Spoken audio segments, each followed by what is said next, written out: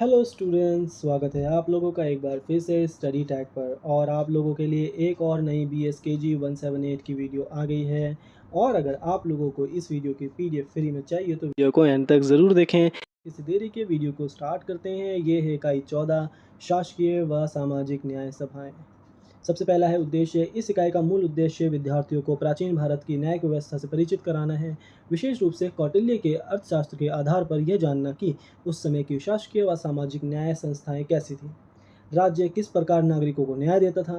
राजकीय न्यायालय विशेषकर धर्म स्थानीय और कंटक शोधन न्यायालयों का क्या स्वरूप था। अपराधियों, व्यापारियों और अधिकारियों की निगरानी और नियंत्रण कैसे किया जाता था। आधुनिक प्रशासन की नींव किस प्रकार उस प्राचीन व्यवस्था में दिखाई देती है। यह इकाई हमें यह भी सिखाता है कि शासन का मूल उद्देश्य न केवल शांति बनाए रखना था, बल्कि समाज में नैतिकता और न्याय की स्थापना करना भी था। नेक्स्ट है प्रस्तावना। प्राचीन भारतीय समाज में शासन व्यवस्था केवल शासक तक सीमित नहीं थी, बल्कि वह एक व्यापक सामाजिक, धार्मिक और नैतिक प्रणाली का हिस्सा थी। न्याय स्वास्थ्य को धर्म के रूप में समझा जाता था, जिसका अर्थ केवल धार्मिक कर्तव्यों तक नहीं था, बल्कि नैतिक और सामाजिक जिम्मेदारियों तक भी फैला हुआ था। कौटिल्य का अर्थशास्त्र एक ऐसा ग्रंथ है जो मौर्यकालीन शासन की न्यायिक और प्रशासनिक संरचना को स्पष्ट करता है।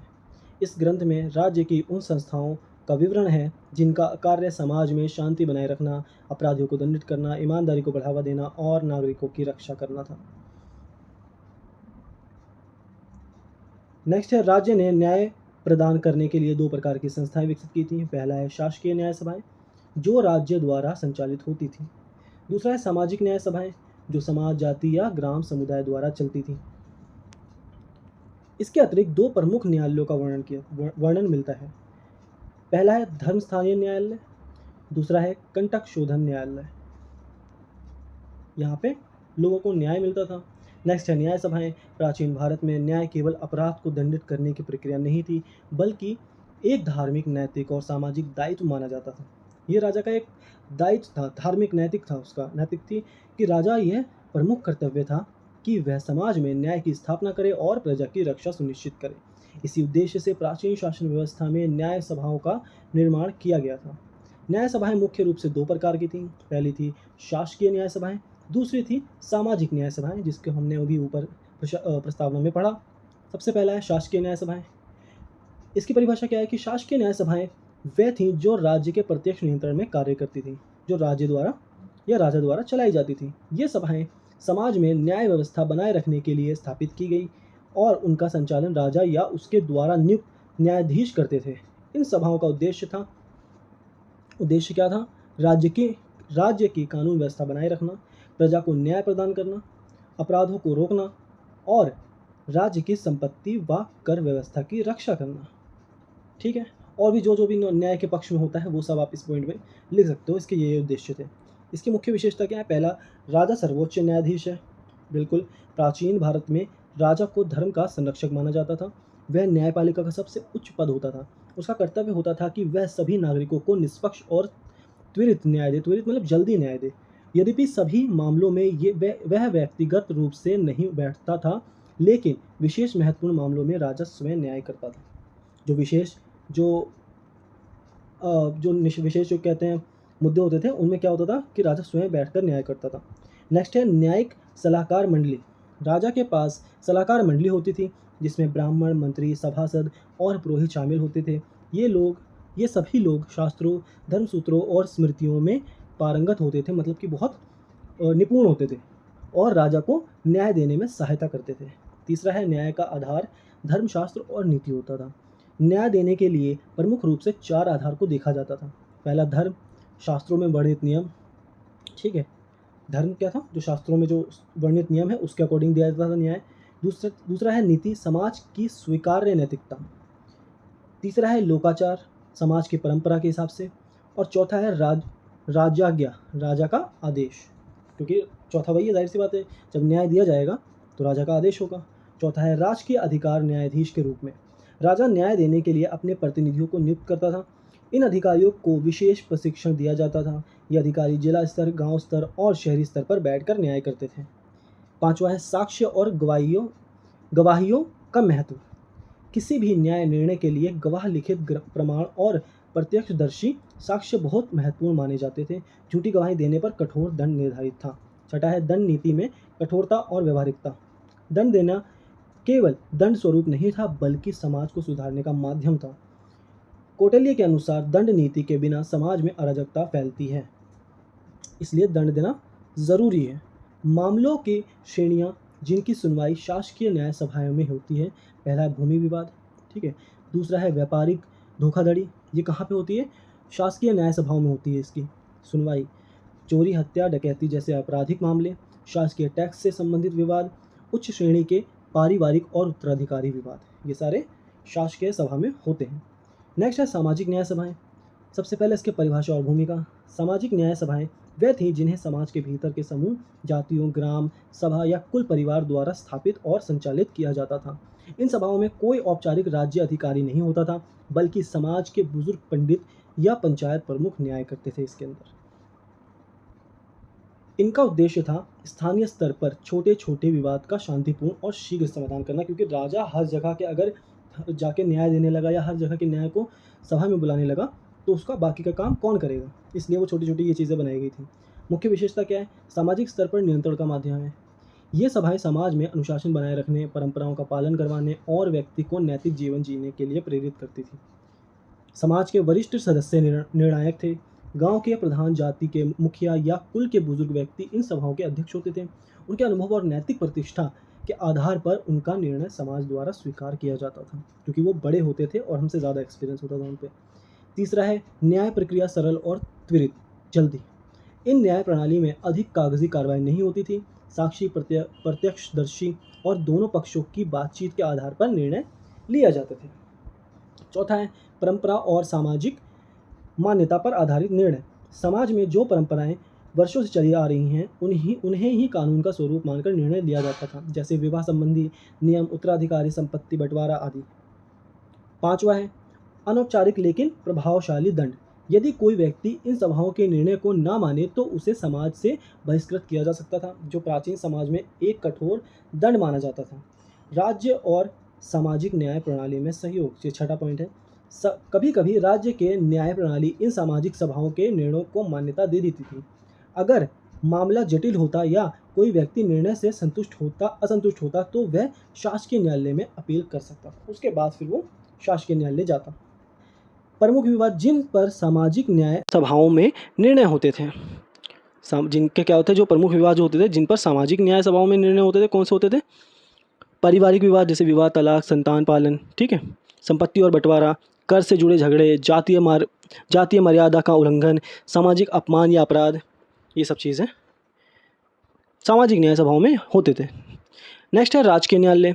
राजकीय न्यायालय प्राचीन भारत की न्याय प्रणाली का केंद्र स्तंभ थे।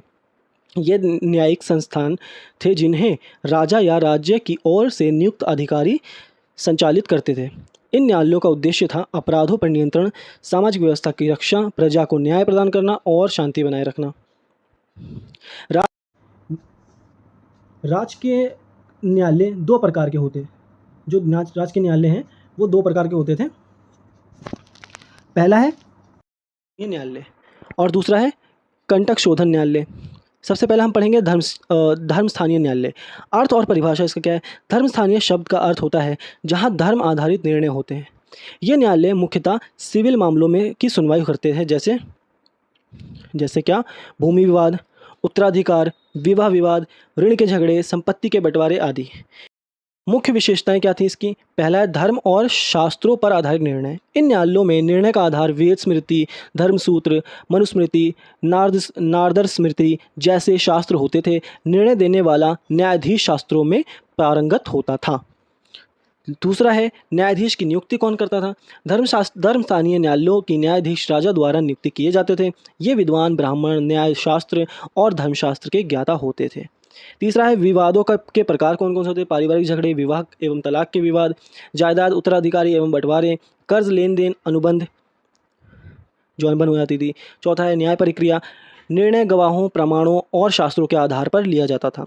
न्यायिक प्रक्रिया में बहस, साक्ष्य, शपथ और वाद प्रतिवाद होता था। पांचवा है राजा की सर्वोच्चता। यदि किसी को धर्म स्थानीय न्यायालय के निर्णय पर आपत्ति होती थी तो वह राजा की अदालत में अपील कर सकता था। राजा अंतिम न्याय करता था। फिर उदाहरण, मान लीजिए दो भाइयों में ज़मीन के बंटवारे को लेकर विवाद है, तो धर्म स्थानीय न्यायालय यह तय करेगा कि किसका उत्तराधिकारी वैध है। वेद, स्मृति और परंपरा के अनुसार, पहले हमारे वेद के हिसाब से ही चीज़ें चलती थी, धर्म ग्रंथों के हिसाब से ही हमारे कहते हैं न्याय चलते थे। नेक्स्ट है कंटक शोधन न्यायालय। अर्थ और परिभाषा पढ़ेंगे। कंटक का अर्थ है समाज के लिए बाधक तत्व, जैसे अपराधी, चोर, भ्रष्ट, व्यापारी, बेईमानी, अधिकार आदि। कंटक शोधन का मतलब है ऐसे कंटकों, अपराधियों को हटाना या दंड देना। अतः कंटक शोधन न्यायालय ने न्यायिक संस्थाएं थीं जो राज्य के आपराधिक मामलों की सुनवाई करती थीं। जैसे मुख्य कार्य क्या थे इसके? अपराधियों को पकड़ना, जांच करना, अपराध सिद्ध होने पर दंड देना, व्यापारिक अनियमितताओं को रोकना, अधिकारियों की निगरानी। मुख्य विशेषताएं क्या थी इसकी? राज्य सुरक्षा व्यवस्था का हिस्सा। कंटक शोधन न्यायालय केवल दंड देने वाली संस्था नहीं थी, बल्कि वह राज्य की सुरक्षा और शांति व्यवस्था को बनाए रखने का साधन था। कंटक नामक अधिकारी की भूमिका क्या थी? अर्थशास्त्र में एक विशेष अधिकार कंटक का उल्लेख है, जिसका कार्य समाज में अपराधियों की पहचान करना और उन्हें दंडित करना था। वह एक तरह से जासूसी और सुरक्षा विभाग का प्रमुख होता था। किसके बारे में बता रहे? कंटक नामक जो था। नेक्स्ट है अर्थशास्त्र में वर्णित राजकीय न्यायालय। कौटिल्य का अर्थशास्त्र केवल अर्थनीति ही नहीं, बल्कि राजनीति, प्रशासन, न्याय और समाज व्यवस्था का भी गहन ग्रंथ है। इसमें दो प्रकार के प्रमुख न्यायालय का वर्णन मिलता है। पहला है धर्मस्थानीय न्यायालय, जिसका मतलब होता है सामाजिक एवं धार्मिक मामलों के लिए, और दूसरा है कंटक शोधन न्यायालय, जिसमें अपराध, भ्रष्टाचार, व्यापारिक अनियमितताओं और असामाजिक तत्वों के लिए। सबसे पहला पढ़ेंगे हम धर्मस्थानीय न्यायालय। धर्मस्थानीय न्यायालय कौटिल्य के अनुसार राज्य द्वारा स्थापित ऐसा न्यायिक निकाय था जो नागरिकों के बीच के आपसी विवादों को धार्मिक और सामाजिक शास्त्रों के आधार पर सुलझाता था। मुख्य बिंदु इसके क्या है? पहला है संपत्ति, उत्तराधिकारी, विवाह, ऋण, अनुबंध जैसे सिविल विवादों की सुनवाई करता है। दूसरा है न्याय का आधार, धर्मशास्त्र, राजज्ञा, समाज की परंपराएं और पूर्व निर्णय, इनके आधार पर न्याय किया जाता था। तीसरा है न्यायाधीश और सलाहकारों की नियुक्ति राज्य करता था, लेकिन ये लोग शास्त्रज्ञ और नैतिक दृष्टि से श्रेष्ठ होने चाहिए थे। जनता को सुलभ और सस्ता न्याय दिलाना इसका मुख्य उद्देश्य था। किसका? धर्मस्थानीय न्यायालय का। इसका महत्व क्या है? इस प्रकार के न्यायालय समाज में धार्मिक व्यवस्था को कायम रखने, लोगों में आस्था, नैतिकता और सामाजिक सुचिता बनाए रखने में सहायक थे। नेक्स्ट है कंटक शोधन न्यायालय। कंटक शोधन न्यायालय का वर्णन अर्थशास्त्र में अत्यंत विस्तार से किया गया है। यह न्यायिक संस्था अपराध नियंत्रण, भ्रष्टाचार रोकने, व्यापार को अनुशासित करने और राज्य के दुश्मनों पर नजर रखने के लिए उत्तरदायी थी। अब हम इसके 3 उप विषयों को एक एक कर बहुत विस्तार से समझते हैं। पहला है अप्रकाश चोरों से रक्षा। अप्रकाश चोर वे चोर तो होते थे जो छिपकर चोरी करते थे, जैसे घर में सेंधमारी, मार्ग में लूट, जंगलों में चोरी आदि। ये अपराधी गुप्त रूप से कार्य करते थे, इसलिए इनसे रक्षा करना एक बहुत बड़ा प्रशासनिक दायित्व था। कौटिल्य के अनुसार इन चोरों की पहचान के लिए राज्य को गुप्तचर प्रणाली का सहारा लेना चाहिए। राज्य को ऐसे चोरों के छिपने के स्थानों, उनके साथियों और अड्डों की खोजबीन करनी चाहिए। तीसरा है गांव और नगरों में रात्रि प्रहरी, पहरेदार, गुप्तचरों की व्यवस्था होनी चाहिए। चौथा है यदि कोई चोर पकड़ लिया जाए तो उसे उसके साथियों, संगी साथियों और सरगनाओं तक पहुंचना अनिवार्य है। नेक्स्ट है न्यायिक प्रक्रिया। न्यायिक प्रक्रिया कैसी होती है इसके अंदर? कि साक्ष्य, गवाह और गुप्तचर की रिपोर्ट के आधार पर दंड दिया जाता था। चोरी किए गए सामान को पुनः प्राप्त कर पीड़ित को वापस कर दिया जाता था। अपराध की गंभीरता के अनुसार अर्थदंड या कारावास होता था। नेक्स्ट है व्यापारी में रक्षा। व्यापारी वर्ग किसी भी राज्य की आर्थिक रीढ़ होती थी, लेकिन यदि यही वर्ग भ्रष्ट हो जाए तो वह मूल्य वृद्धि, नकली वस्तु, मुनाफाखोरी, कर चोरी जैसे अनैतिक कार्यों में लिप्त हो सकता है। कौटिल्य की व्यवस्था क्या कहती है? कि व्यापारिक निगरानी के लिए नागरक या नगर अधिकारी या पण्याध्यक्ष जैसे अधिकारी होते थे। दूसरा, दुकानों की जांच, माल का माप तौल, कीमत की निगरानी होती थी। यदि कोई व्यापारी ज़्यादा मुनाफा कमाते हुए वस्तुओं को छिपा लेता या कालाबाजारी करता तो उसे पर कड़ी कार्रवाई होती थी। मुख्य अपराध क्या है इसके अंदर? झूठा तौल, अधिक मूल्य पर वस्तु बेचना, नकली माल बेचना, सरकारी आदेशों की अवहेलना करना भरना। दंड क्या मिलेगा इसका? कि माल जब्त कर दिया जाएगा, दुकान बंद कर दी जाएगी, बार बार अपराध पर सार्वजनिक दंड या बहिष्कार मिलेगा। बहिष्कार मतलब कि समाज से निकाल दिया जाएगा। उद्देश्य ईमानदार व्यापार को प्रोत्साहन देना और आम जनता को शोषण से बचाना। नेक्स्ट है भ्रष्ट अधिकारियों से रक्षा। कौटिल्य ने यह स्पष्ट किया कि राज्य का सबसे बड़ा शत्रु वह अधिकारी होता है जो अपने पद का दुरुपयोग करता है। भ्रष्टाचार राज्य के अंदरूनी ढांचे को कमज़ोर करता है। भ्रष्टाचार के प्रकार कैसे हो सकते हैं? कर की चोरी या हड़पना, सरकारी माल में हेराफेरी, रिश्वत लेना, आदेशों में जानबूझकर देरी करना। पांचवा है गुप्त सूचना लीक करना। अब नियंत्रण उपाय क्या है इसके? कौटिल्य ने गुप्तचर जांच व्यवस्था का वर्णन किया। गुप्तचर अधिकारियों पर नज़र रखते थे। दूसरा है अधिकारियों की आय और जीवन शैली का तुलनात्मक मूल्यांकन किया जाता था। तीसरा है शिकायत लेने पर तुरंत जांच और साक्ष्य एकत्र कर दंडात्मक कार्रवाई होती थी। दंड कौन कौन से होते थे? पदच्युत करना, ठीक है, वेतन रोकना, पदच्युत करना, पद से हटा देना, वेतन रोकना, धन की वसूली, सार्वजनिक अपमान या गंभीर मामलों में कारावास या मृत्यु दंड देना। इसका सारांश है। सारांश क्या है? इकाई में हमने प्राचीन भारतीय की न्याय प्रणाली के दो स्तंभों के बारे में पढ़ा। पहला कौन सा है? शासकीय और सामाजिक न्याय सभाओं का अध्ययन किया। विशेष रूप से राजकीय न्यायालय में दो श्रेणियां धर्मस्थानीय एवं कंटक शोधन राज्य के न्याय एवं व्यवस्था संचालक का मूल आधार थे। कौटिल्य के अर्थशास्त्र ने इन न्यायालयों की व्यवस्थित, संगठित और शक्तिशाली रूपरेखा प्रस्तुत की है। इन न्यायालयों का उद्देश्य था न्याय की रक्षा, अपराध नियंत्रण, प्रजा की सुरक्षा और धर्म व सामाजिक अनुशासन बनाए रखना। तो इसके साथ वीडियो ख़त्म होती है। अगर आप लोगों को कोई डाउट है तो कमेंट सेक्शन में आप मुझसे पूछ सकते हैं। आई होप आप लोगों को वीडियो पसंद आई है। अगर वीडियो पसंद आई तो वीडियो को लाइक करें, चैनल को सब्सक्राइब करें, शेयर करें अपने उन दोस्तों को जिन्हें इसकी ज़रूरत है। और अगर आप लोगों को इस वीडियो की PDF चाहिए तो वीडियो की PDF डिस्क्रिप्शन में लिंक दिया हुआ है टेलीग्राम चैनल का। आप उस पर क्लिक करके वीडियो की PDF को फ्री में डाउनलोड कर सकते हैं। तो मिलते हैं अगली वीडियो में, तब तक के लिए अलविदा।